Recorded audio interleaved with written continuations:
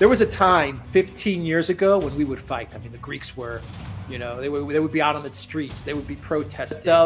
We had that in there. We had that fire in our belly. When Europe collapses, when the EU collapses, then, we'll be okay. Over the past 10, 15 years, the EU has kind of beaten the hope out of people. Alex, no, I have to thank you to come here. It's a great pleasure. I have been following you guys, you, Alexander, and the Duran, and it's my daily view. I can jump some other analysts, but I do not miss your program, your shows every day. Since the time when Alexander's programs were like 40 minutes. Now it's yes. I remember that. That's when we didn't have as much news, I guess. Now it's simpler hard to times. Keep up. Simpler times. Yeah, it's gotten more difficult with Trump, actually. I think Biden was easier. It was more predictable. Putin was right. Yeah, Putin was right. Biden was more predictable, and Trump has added on to the news flow for all of us. Yeah, and he does it on purpose. It's the marketing guy. What's his name? He has the name of action figures. Stanley. I don't remember the marketing supervisor, the one that also took care of Bolsonaro's campaign in Brazil 2 elections ago. Oh yeah. I think I know. Yeah, all right. I'm sure in the comments in the chat they'll. Yeah, if you guys remember the name of the marketing guy from Trump, right here in the comments. Don't forget. Yeah. And don't forget to like, subscribe. Follow the Duran. If you do not follow the Duran, you're making a mistake. Go follow the Duran and Alex Christophoro as well on his own channel. And Alexander McCurry. And Alexander McCurry, of course, on his own channel. Yes. All the links on the description. Yes. Alex, I would really, I've already heard this a couple of times in other interviews you did, but I would like for you to tell the Brazilians how did this idea started? The Duran, your geopolitical channel. You guys are around for like 9 years already. Almost.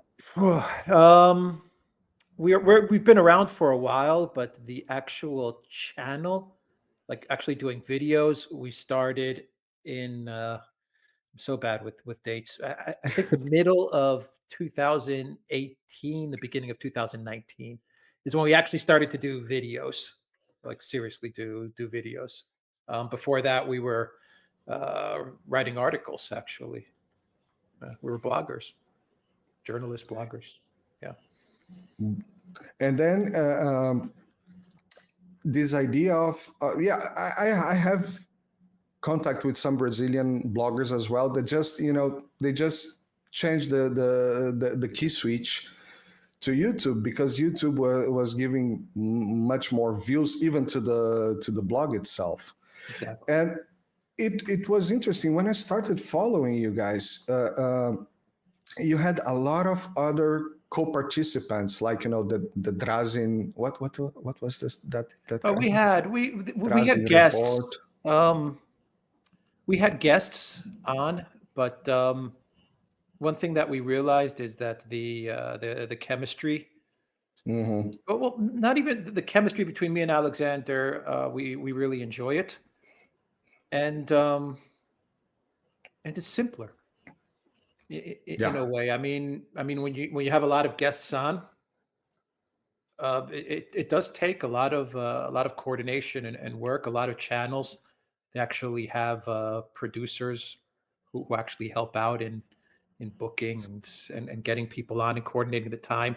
One of the big challenges, as you must know, is coordinating time zones with people. I mean, it's hard enough finding a common time for everybody. But then you have to go through all the time zones and figuring out when to do the videos. We still enjoy having guests. I mean, we do a live show once or twice a week. consistently.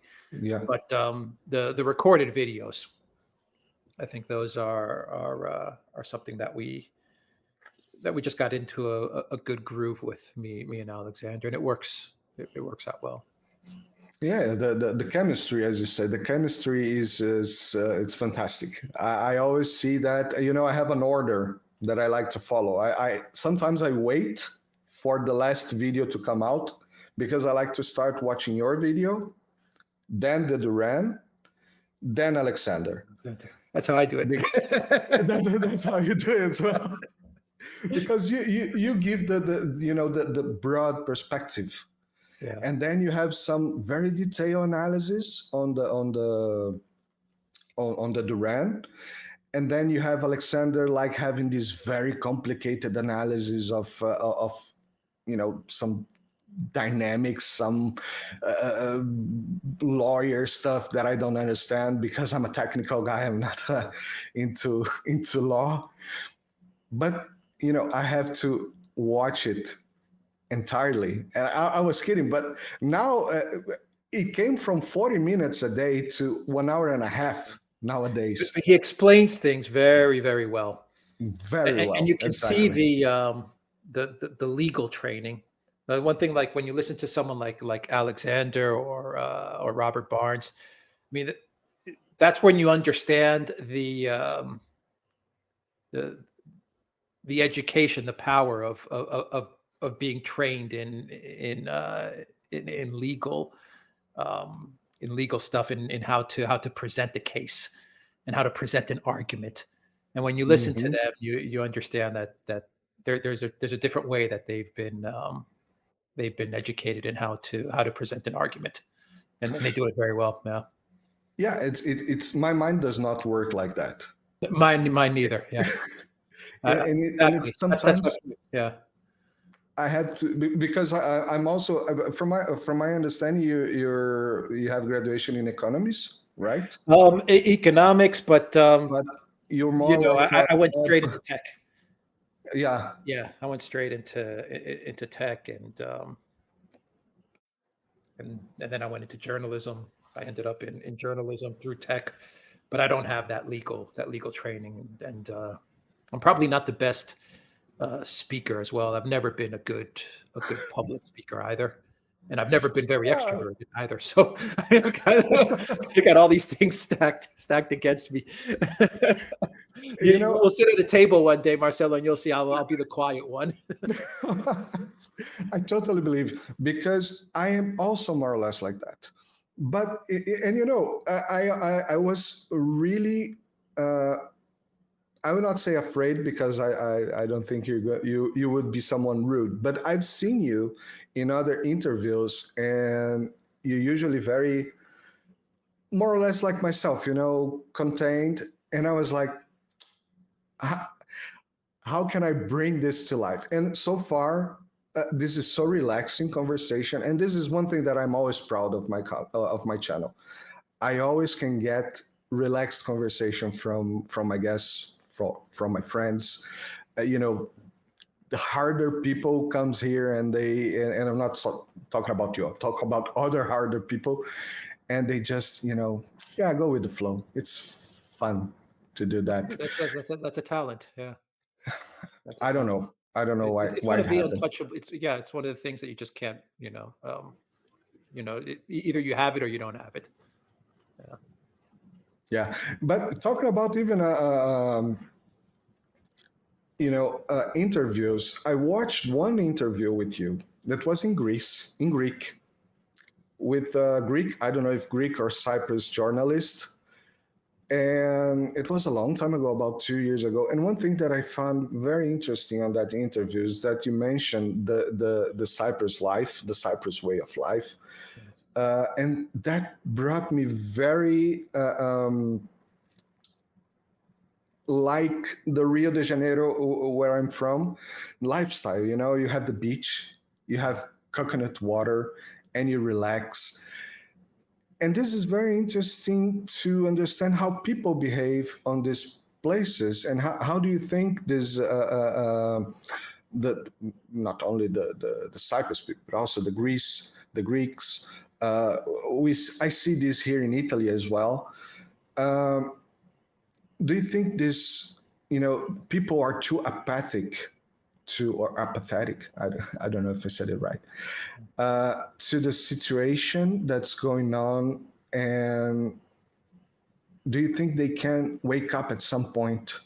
Do you see this? You go to the streets. Sometimes I see that people recognize you, talk to you, and all that. Do you see this on the people of Cyprus, Greece? Cyprus, not so much. I don't get I don't get recognized much in Cyprus, and when I do talk to people about politics, maybe because it's a small island and they're just so focused on the local community, the politics is very local. They do follow what's going on in the world, and obviously it's important. But for Cyprus, it's hyper local, and when it does get into any type of geopolitics, it's always focused on the Cyprus problem and Cyprus and Turkey and resolving that problem, and it pretty much stays there. In Greece, I would say there's more of a discussion about what's going on in Europe and the United States. I think Greeks are, because they have a much larger diaspora as well. A lot of Greeks in Australia, a lot of Greeks in the United States, a lot of Greeks in Canada, a lot of Greeks in the UK as well, and because we're more on in mainland Europe, I guess you would say, and Cyprus is kind of off the beaten track from Europe. We're not even in Schengen in Cyprus. So the Greeks are, in my opinion, are more open, more interested to discuss what's happening in the world outside of just Greece. Are they waking up? They know what's happening. Greeks and Cypriots, I think we have a really good understanding of the games that are being played. We're very shrewd, or very clever. It's just part of the location that we're in. Mm-hmm. You have to be that way. But over the past, I would say, and I think Italy is probably very similar.